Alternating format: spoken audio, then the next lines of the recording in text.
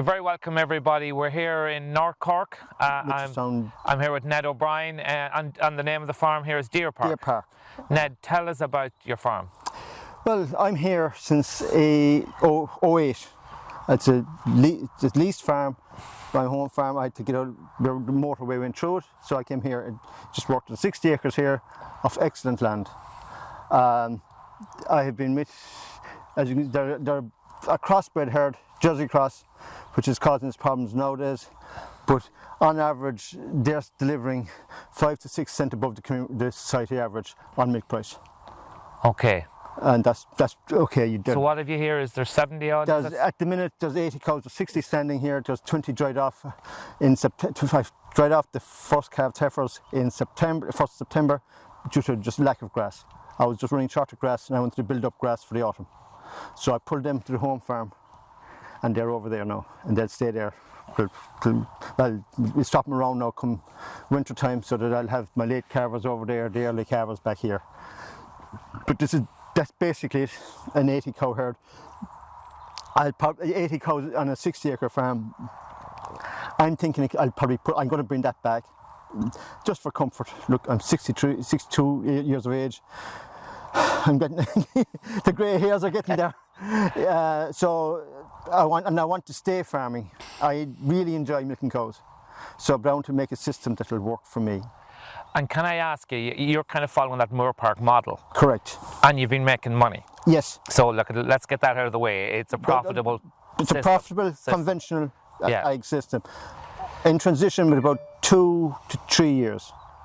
I'm with the base group. Yeah. I had started with Tom Stapleton, if you know him. It's Soback. Oh yes, yes. And I stayed with 1 year, then I found base, and I kind of moved towards base.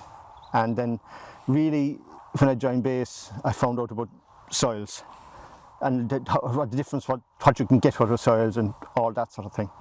Okay, so your system is probably relatively high input, or it has been? It has been, yes. And so you're in this situation now with very high input prices. So is that part of your motivation to move, or is it more from a management perspective? Management stroke comfort. I started going into the base thing, but 2-3 years ago. That's when prices were still low. Yeah. And the environment started kicking in. Yeah. And then, but I was moving towards. There's some of the lads in base doing liquid urea. Yes. Mulching it, and I started doing that. I did it 2 years ago with a small bit, and then I was moving into it for this past spring, which worked out to be a good year to be reducing. And now I did cut my fertilizer inputs a lot, but I will say that my fertilizer cut down. That could have been the drought year as well. The grass output wasn't there this year as good as it should have been. And I think I really got caught in the springtime. I started too early with too little, and in hindsight, I should have front loaded a bit more fertilizer to get I should have got grass into here. Because you got caught later on. I got caught. And I was chasing my tail from April, May on. In terms of, as you transitioned to, we'll say, a more biological or regenerative system, did you maintain your stock numbers at the same levels? Something, yes. Yeah. And I think that... Because you are relatively carrying a high load. I am. No, I was always quite happy that, because my home farm is actually running idle almost, but I was able to bring silage back to here. Okay. But I'm not going to put into a beef over there for the sake of it. I just don't want to complicate my system. Because this is an extremely simple system. 80 cows, 60 acres, shut the gate at night time and walk away. I come over here for calving time. I'll check the cows at 11 and I'll come back here at 6, or maybe we have an early start here, so I'm back in the yard there at 5:30. And cows they calve by themselves. I mean, those Jersey crosses, they'll calve anything. And everything to me is easy calving. That's the most important thing. I do not want vets and vets. I don't want to have to handle a cow. Yeah. I mean, so it's an easy care system. A calf that pops out there, hopefully live. That didn't die. But the most important thing is the cow gets up and walks away. It minds that calf. That's the most important. Okay, and then, but you want to transition. Correct. So you've started this journey basically. Correct. So what have you been up to? Well, Big time. I've cut back my nitrogen by half this year. Okay. I haven't cut the yield back by half, but it did come back. So that isn't a success. I'm not getting the success. I think I might have mentioned it to you that I have lots of ideas, Yes. but very few results. Yeah. But you're in an early stage. I'm in early stage, but and I understand that's what I've got to accept. Well, not so much accept, but I should know what I'm doing. But because there isn't that many guys out, well, there's a few guys, but there's no advisors you can go to in Tagask that'll give you this information. I have been getting excellent information from on a conventional sense.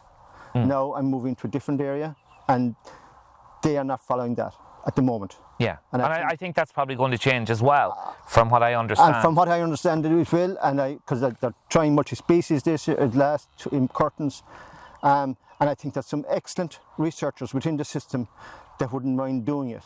But I think maybe there's a bit of that's only me personally, but the system is there. I think I'd like to see them trying it more. And if you don't believe in climate change, one thing we all know is the P and K is mind. Someday that's going to stop. Yeah.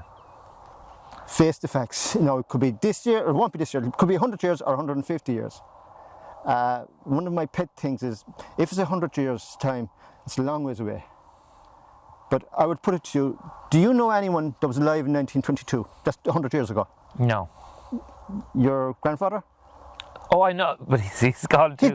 He's gone. Yes. Your grandfather. Yes, right. Absolutely, yes. So that means in 100 years' time, there'll be someone saying, yeah, Sean McClone, yeah, he was my grandfather. He was around in 2022. What did he do? We knew there was a climate issue, but what did he do to change things? So I'm saying... It's a legacy thing. It's a legacy thing. Yeah. Like, am I prepared to live the idea that I didn't do something? Yeah. When I'm going to say I know better now, but I know there's a climate issue. So this is what I'm trying to say, right? And we have we have kids that'll be around, so we have to be careful. Like, I would hate to think that my grandchildren might be hungry because of something I was doing. No, and I think it is. That's legacy. That's issue. the 100 years. It's a long ways off. It's not a long ways off. And can I ask you this, is we're standing here in a field, but before this, how often did you actually look at what's under the ground? Zero. So I think that's atypical. But today we're going to do a little bit of this. Fair enough. Because what we have here is, we have two sods. This is from your field. In fairness, it doesn't look bad at all. But it's the smell, and it doesn't that it smells bad, but then this is out of your hedge, far more crumbly. Look at that. And it's just this lovely, you can't say this in camera, I can't see this in camera, but different. It's just totally different. Look at the roots, this is the depth where you're in although there is a bit of mixed species in this, it's a shorter grass system, it's stickier as well, it actually, they look quite similar, but night and day in terms of breakability. Yeah. And like crumbling is lovely. I haven't it here for you now, but I've done percolation tests here. Okay. And basically there's just rings, whatever. Yeah. But when I did it, you go under the wire there by the ditch, and I had a quantity of water, which I think could be 1/3 of a litre. Yeah. It went down through the ring in 9 seconds. I come out here, and there was a slurry track, let's say here, and then alongside it, no slurry track, no real compaction, 9 minutes. So we had 9 seconds, 9 minutes, and then another one ring on the slurry, for the wheel track was 2 months earlier. I came back in an hour's time, they were still there. Yeah. That's the level of percolation we get. Yeah. Now, will I ever get to 9 seconds out in the field when I have the cows doing damage? I don't know, but that is the potential. So how I get from 9 minutes towards 9 seconds, that's what I've got to do. Yeah, and it's funny, we were talking on the way down and I was telling you about Gabe Brown being over and how their approach to using livestock and moving them fast, but not short grass grazing, and you were telling me that you, the other way, that you were doing really, and that's going to be your biggest challenge if you're moving forward. Correct. And it's a mentality that I'll have to get over somehow, because it's much easier to, like, it's much easier to change cows. Cows will sort themselves out. If I do the wires differently, they'll sort themselves out. But it's much harder to change that piece between my ears. Like. Yeah. And do you think it'll help to go and look at other farms that are already on this road? Do you think that would work? Yeah. I'd love to see dairy guys at this road. Yes. And relatively intensive guys at it. Because I presume if I cut my cows back to 30, I could do an awful lot of things. Yeah.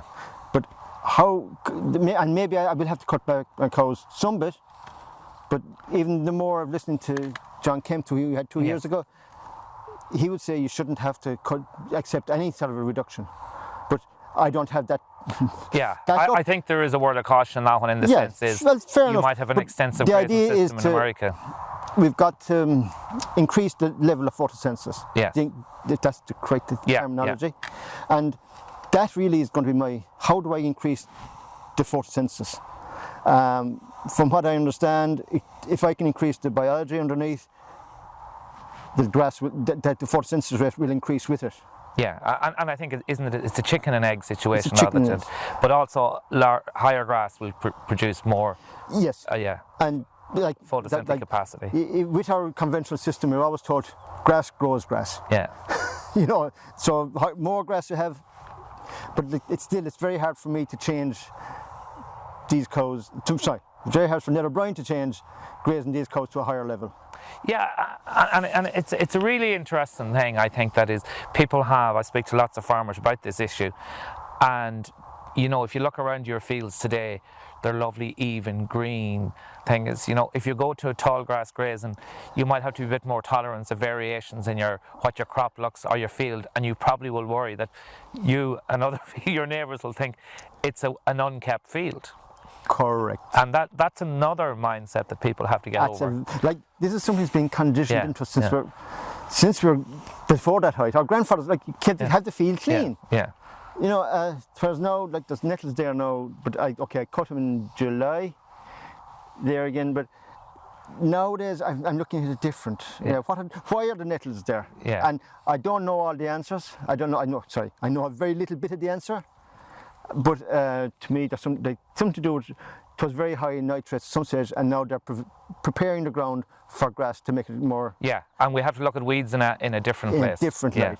I can't see one here, but you can get those single tall thistles, and if you look at them now this time of the year, there's a hollow going way down to the ground. That must be doing something. Yeah, it has a benefit. It's there for a reason. It's there for a reason, and that's our job now, is to look at the weeds. Okay, what are they telling us? Yeah. So you were talking earlier there about your ability to reduce your input costs, but also the practical stuff you're doing up on the farm. Will we go and have a look at what you're trying on the farm? Whatever you wish now. Okay. Okay, Ned, this is one of your transition tools. So what are we looking at here? You're looking at liquefied urea. Basically, you've got your standard 375 kilo bag of urea and about 500 to 600 litres of water. It fills up to 1,000 litres of water, 1,000 litres of liquid. So we go again. You've got 375 kilos inside 1,000 litres. So you can spread that as dilute or as thick as you want. And I always understood urea was white. Is there something added to it, like a carbon source? No. Okay, sorry, there is. There's some. This is a bit of a humic acid. Okay. Humic acid is the wrong word, but humic, and there's a few other things put into it. Okay. Okay, they're the other, but you don't have to. But it does help to put in the humic, because the humic. The carbon source. It's a carbon source with the urea, and it makes it more absorbable. Okay. The whole thing then is absorbed, because it's absorbed by the leaf. You're going to get about a 40 to 50% efficiency in the application, so you can automatically cut by 30 to 40. Okay, really? So you're getting close to a reduction, 50% reduction already? Yes, that's the standard. That's the reasoning we're doing it. Oh, I see. And so for example, last year. Yeah. Was last year your first year with this? Last year was my first year with this. So you've saved a decent amount of money? I've saved money. As it turned out, it was a great year to start with it. Yeah. Now, that said, I was applying it, and one of my problems is that I graze very tight, and it's very hard to change my head which is the problem because now because it's a foliar, it requires a foliar leaf to spray it to. Oh, and your grey isn't too tight. Well, this will change your mind for you. This will change my mind for So you. you're spraying with a regular sprayer? I have a regular sprayer that's towed behind the quad. Okay. So again, low compaction. That's it. That's a lovely little thing. Oh, I see. Yeah. I was assuming. No, Okay. it is 18 feet wide, so it isn't that narrow. It's a fine sprayer. Yeah. And there's 600, so there's 1,000 litres in it. Okay. So, you know, it's okay. But the whole thing is that I'm not happy with the whole system. I need to, for any system like this to work, it's got to work fast. Okay. And I'm not fast enough yet. Is that your sprayer, or you? I know, by the time I pump it in here and pump it in there, Yeah. it's just, that's the downside. So basically, now I see other lads doing it, and it's a matter of getting systems right. Yeah. But And that's that's a matter of time. My first year in, I wanted to try it before I spent too much money in it. Okay, great. Now, what else are you doing? Well, we're also doing we've a wormery, Okay. because part of this whole idea is I want to be able to put compost teas out. Okay. And maybe it might mean that I put a small bit of urea with the compost tea, and maybe we can do different things, or maybe no urea or no nitrogen. Yeah, but you're looking at options. I'm looking at options now. I do have a wormery inside the IBC over here. Okay, let's go and have a quick look. Ned, you started off telling me you're only starting, but you're doing quite a bit. Tell me about what we're looking at here. Well, this is your KNF, Korean Natural Farming. This is the rice box for collections. Now, I am totally out of my depth here. I've done the course, and this is my starting point, and available for improvement. But this is basically, you have your box, you cook your rice, and you can get LAB out of it. Yeah. And the rice, I put it into this. It's what, just, can you see the box? Yeah. Right? You put your rice in there, you cover it with some paper, and you go out to the Nice part of the farm. nice part of the farm. And now, this is my system. You staple that down.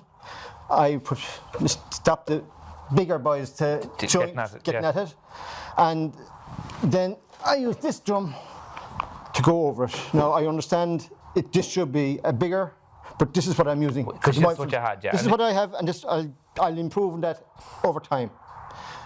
That's what I have, and then after a week, or 3 or 4 days, which is I have to get right yet. You come back, you take out your rice. You then mix it with. You pick the good pieces out of it. Again, I'm in a learning stage. Don't be telling them too much now, Ned, because we're going to run a course on this again. Perfect. You mix this with a bit of brown sugar, and I mix it, I think it's 50-50 with rice and brown sugar, and this is what you get. I just put it into old coffee jars, a breathable lid, and then when it comes to it, I'll make a compost. Wrong word, but I use just bran in there in a bag. I'll make some bran and this stuff plus seawater plus a few bits and pieces, fermented plant juice, which I do have some, and there's an OHN, which I don't have at the moment. And Chris is talking tomorrow. Yes. So we'll get a bit more, and Tom Stack is going to be there as well to give us an update on where So it is. any questions you have on this, you can ask direct them. to ask the boys. Yeah, great So stuff. this is what I've got. Yeah. And the what do I call it, fermented plant juice. This one was made out of tomatoes. When I was finishing up the last of the tomatoes, we made them with that. Again, you put them into a bucket with brown sugar for a week, and the liquid you take off. Okay. And that's your starting point. That's my starting point, and you can ask the boys for better questions, and Great stuff. they'll give you better answers than I can. Okay, and we'll go look at the compost now. Okay. This is the wormery. Basically, this is my second time at it. The first time was you cut the top of it and you put it down, and you hold the water underneath. And I give up on it. So how do you get into this? No, here we go. Oh, okay, very nice. Oh, this is much better than Norman Dunn's version. Oh, of course. I presume Norman won't mind me saying that, but anyway. So basically, I put compost in here. And for your benefit, I put some standard cow shit in here last night. Oh, good man. So I'm very fond of that. because I've been told that is really all you need. But you're going to see what you've got here. They love. This was, you can see the fibres left. Yeah. I put that in there, I don't know, 2 weeks ago, and they just break it down to that. And the other thing is, you can see the kind of a hole over there. Yeah.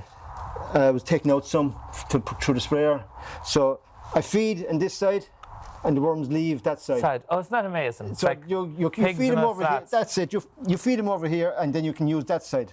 And then after a while, I'll feed them here, and I can use that side. So, and what are you feeding in here? Is it just old compost and a bit of farmyard manure? Yeah. No, as it turns out, at this stage it's fairly full. So what I'm doing is putting in a bit of straightforward cow shit. Now, what's supposed to be ideal is actually the cow shit that's on the farm, last bit of the farm passageway, because it's full of mud and cow shit.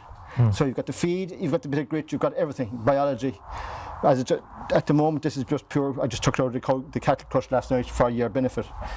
No, you can see. Oh, look at that! All the worms. The worms are just coming at. Yeah. You know, like that. They found that last night. Yes. They came from someplace around this area to that area.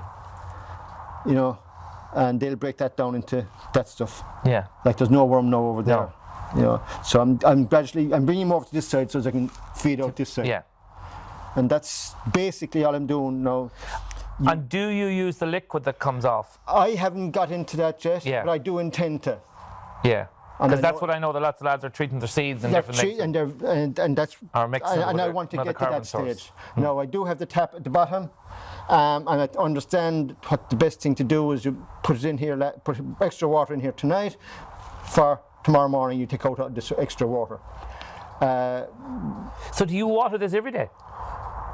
In theory, In theory? no. No. In theory, I should, but like it is quite moist. So Yeah. there's no point in worrying about Yeah. it. If it's that moist, you know, if I'm not happy with it, fair enough, water it. Yeah. It's an imprecise science as far as I'm concerned, but it works. So, have you no base now on the bottom of this? This is just standard IBC. Yeah. Yeah. With a tap, no, I have no. You have no area gap. I was under the impression that that was my first one, and saving this water underneath. But then I was told, if you're holding that, it's like any lactobacillus watery stuff. If you're not using it, it goes off. Okay. So why am I saving this thing to use 2 months' time? If you know what I mean? Yeah, yeah. So now I'm going to do this. I'll try the compost, and if I want to use the water, I'll just pour in here tonight for tomorrow. And let surplus water come out the tap. Okay. Look, I'm trying it. It does tell me a better way, and I'll try that too. No, You know what I mean? I'm just willing to try anything because I'm still at that stage. Yeah, and it's great, and this is easy to do. Look, Jesus, Costs nothing. That costs nothing. No piece of cow. No, there's nothing. There's no money in that. Like there's a shovel here that's the handle of the garden. I haven't said where that is. Where the other half that handle is now at this stage. But anyway, so that's it. There's nothing to it. Yeah, yeah. Anybody could try this. Anyone can try this. Yeah, yeah. And if it works, it works. If it doesn't, Yeah, yeah. walk away. Now the only thing is, I have it up in 2 pallets, up in another pallet, on the basis that to fit a bucket under the tap. Okay, But yeah. that's thing nothing. Yeah. You know. That's great. We'll be chatting, and people will get to see Ned here in person on stage to answer any of the more difficult questions. Jason, no. Right. Thanks very much, Ned. Thank you too. Cheers. You're welcome anytime.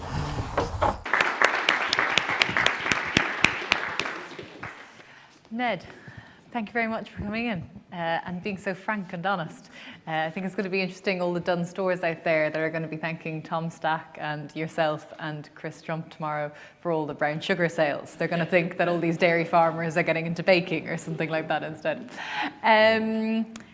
Something you said, face the facts. Is that the reason for this change of heart, that you just want to face the facts? Yeah. Look, I'm not a scientist. You can debate, well, you can't really debate climate change, but maybe you can.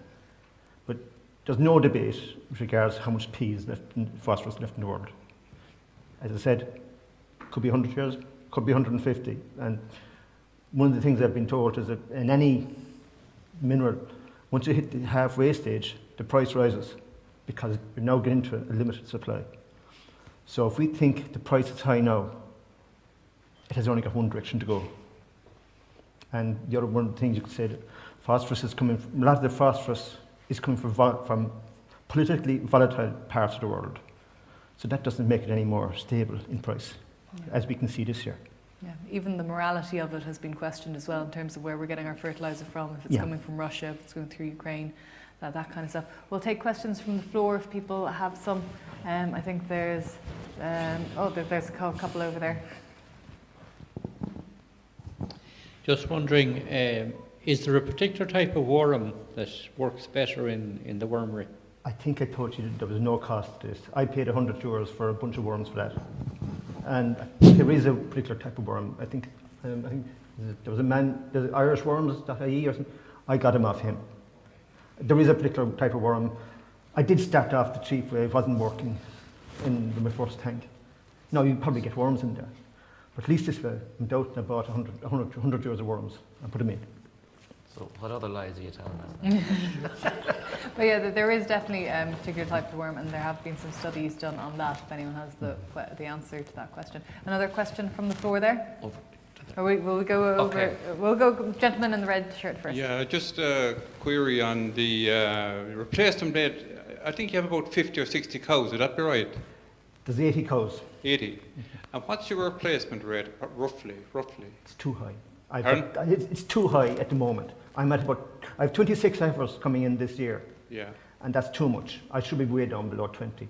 Right. But I'm still using the surplus to cover for my infertility and all those other things. And it's a bit of a buffer. If things go wrong by way of fertility, like this year has been my best year for fertility, so I'm going to have surplus. But so I'll probably cull a few other cows. I'm not happy with my replacement rate, straightforward. I would like to think I can get it down. Like a bit, like what the lad said, someone said here, the vets are reducing. This year I cut my nitrogen. It has been my healthiest year in cows. Now, was that cause and effect? I don't know. And can I bring that forward now in replacement rates? Well, that's my next few questions. And just an observation as well. I must compliment you on your dress sense. Lovely colours that you have. I noticed that blue and white are the two dominant colours, the least colours. Like I said, brown sugar sales, fashion sense. Okay, over here. He wasn't so complimentary about my boots, I noticed. The other at the same line. Just one of your last comments there, you're being worried about the availability of phosphorus on a worldwide basis and that we might run out. Two questions. One, what's your actual index in terms of your soils? And the other aspect is, I think it's a misnomer in the sense that we talk about our indexes and how much phosphorus is available to us. But if we actually look a bit closer, we'll find we have an awful lot more phosphorus in our soil. And it's a case of mining that, making it more available to the plant. I think we have it all. It's all there in our soils, but it's a case of working the biology to release it. Any thoughts on that, Ned? Well, okay. When I started out in all this thing, that was one of my buffer zones. I'm pretty high in P's and K's. I've been intensive ag for years. I've put the money into P's and K's, so I'm pretty high in conservation or standard ag. So that was my buffer zone. I've now come to believe that the biology will look after everything. So I do have that buffer zone, and you could say I'm in a fortunate position to transition. I do have a buffer zone. I do think there's a lot of P and K in the ground. That said, is it locked up? From what I understand, I might have it in the ground, but damn thing is, it's not plant available. The biology will make that plant available.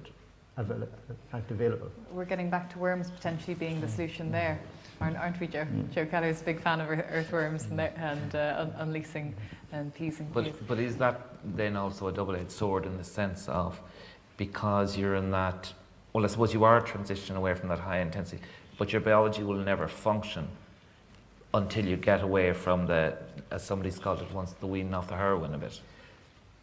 Yes. Now, again, every other year I would have been pretty, it would have always been get up to 21, 20, they were getting 2 bags of 18-6-12 in the middle of the year, and I got a great response from it. This year was the first year, no. I did go back in with a bit of Ks this year, because as I mentioned there, that when I was applying the urea liquid, I was starting from too small a stem, and I was waiting too long. And then the way it went on, I just wasn't getting the kick. So I felt I had to get the nutrients into the ground. There's kind of a question in your head, my head anyway, where is the surplus nitrogen being stored? If I go conventional, the surplus nitrogen is being stored in the soil. If I go foliar, now where is the surplus nitrogen being going to be stored? If I plant enough to grow for the week or for the 3 weeks, is it good? If there isn't enough leaf there, it's going to, well, hopefully it'll go into the roots. Is there enough nitrogen in the foliar to fall down to the ground to go back in? It's a query that some scientists can answer for me someplace. Where is the surplus nitrogen being stored? And I had to go back into granular this year, I felt. And maybe other lads said maybe I shouldn't have, but I did, because I just. I wanted grass for the cows, and maybe that cushion of four. But I did go back, and when I was going to granular, I got some, for the nitrogen plus K, I got my K in that way. I felt if I'm going to do it, I must get grass. Maybe I chickened out, but that's what I did. There's a question from online from Claire. Is the treatment in the tank aerobic or anaerobic? That's, I presume we're talking here about worms. What's coming out, I haven't tested it, and someday I will. I'd like to think I'll get a microscope someday. Yeah. But will I or won't I? But until I'm not relying on it now. I thought I would be great stuff, but then I wasn't using it. So now I'm just going back to I just put it in the water the night before and take it out that day. So hopefully it won't be. Are you, in many ways, you seem very brave in that you just want to try things, and it's really kind of fascinating to see the journey you're on. But is there a mindset change that you're struggling with, even when you were talking about the tight grazing that you're still doing? There is look, and I've been conventional ag with 40 years. Golf ball grazing, well, I was getting fantastic cut down. Subterranean. You know, but that's what I've been trained into. That's my mindset. And now I must change that mindset. I can change cows any day, but changing the mindset it's harder. 5 years' time, what are you going to be? Are you going to be organic? Are you going to keep doing the things that you're doing? Where do you think you're going to be? I don't think I'm going to be organic, right, at the moment. But I want to get into a situation where I can go organic. I want to get to that a 5-year transition. I would like to think that in 5 years' time I will have 0 NP and K. It's going to involve multi-species swords? Yes. Okay. I didn't come up there. I have tried out multi-species. It's coming into its 3rd year. And it's been very much underwhelmed. It's there, I've cut back the nitrogen, but most certainly I'm not getting the output. And I don't know the answers. I don't know why. I'm just wondering, like James Humphrey's presentation today, I thought, you know, it showed what could be done at 11. And is that something that could work in your situation? It can, except that I understand, James, you want the P and Ks. I think if I can get the biology to go, maybe I should not be putting out P and K. Yeah. So that's maybe okay. Can I say I differ from James at that point? But I will say I want to put more clover into all the swards. Because from what I understand, I think someone mentioned it there as well, that when clover gives out the exudates, they're more acidic, and acidic is more friendly to fungal. So really we need to build up the fungal element in the soil. And that's where Tom Stack's thing is going to help me. Yeah. I want to build up the fungal. We have another question from the floor there. Yeah, I just like to... Tom Stack. Hello, Tom. It just proves to everyone that it's never too late to change your system, and I admire him for what he's doing. and there's two things in life, and there's fear and love, and I have no doubt your farm will thrive because you have the love for your soil and your farm. Thank you. That's a lovely sentiment. We have a final question online. Ned, they're saying that they reduced nitrogen this year by foliar spraying. Did you find it hard to build covers in autumn? Yes. Okay. Yes, was that because of the drought? I mean, was it all those things? Maybe I don't do the biology.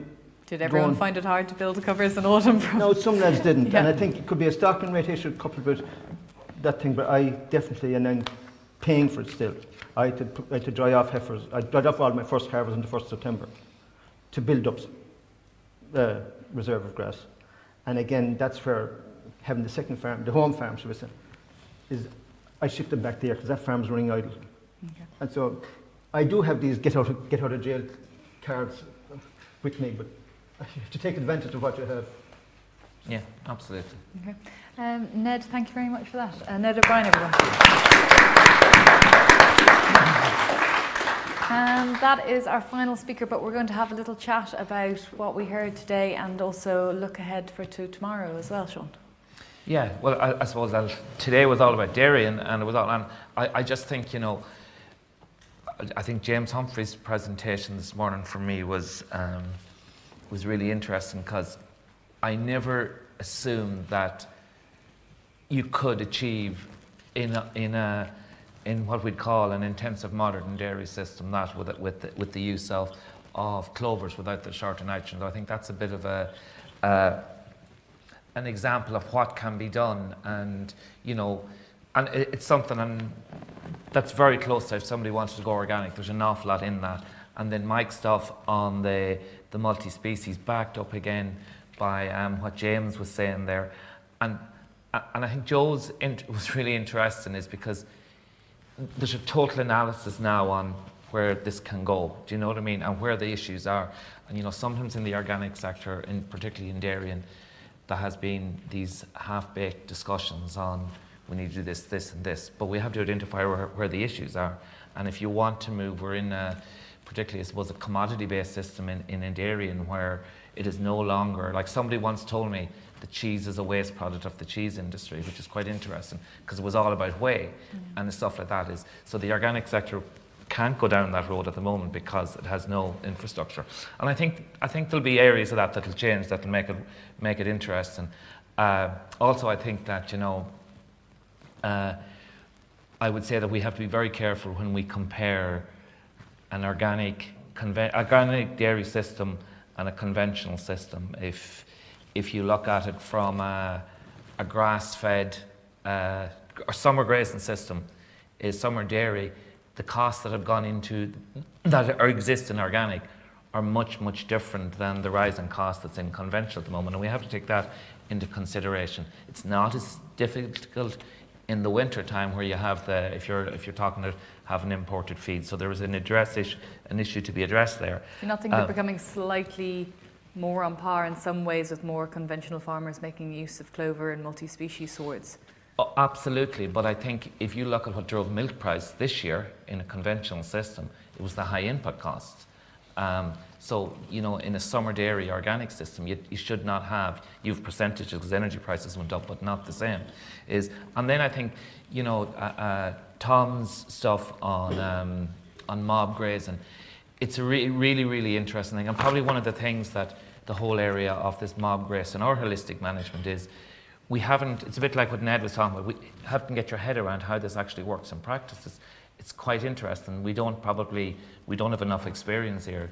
Tom is at it for over 10 years now. I loved, you know, the trial and error element of that, like you, Ned, in terms of like the first time he tried it, he got to the end of his fields and realised, right, there was actually no way back. I'm stuck. There is actually no way back. I think someone from the floor raised it with me quietly as well, that we need to get Mike Walsh back, because while he was talking about the fact that if we consider that there were however many 45 million bison 200 years ago, and he was talking about cow numbers in the world, and this whole argument. It's quite an intense, heated debate around biogenic methane.